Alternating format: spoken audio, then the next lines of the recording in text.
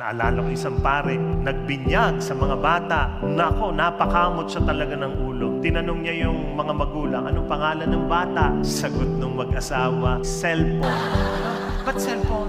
Galing po sa aming mag-asawa. Ano galing? Pangalan namin. Ako po si Celia. Ang mister ko si Ponce. Kaya ang bata, cellphone. Father, kamot ulo. O ikaw, anong pangalan naman ng bata? Yung isa.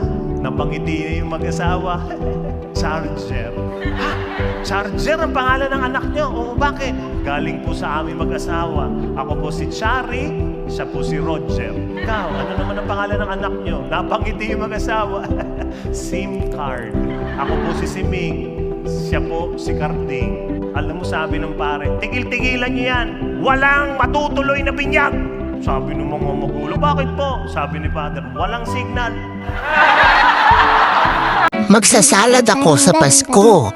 Salado pinto, salado bintana, salado pitahat.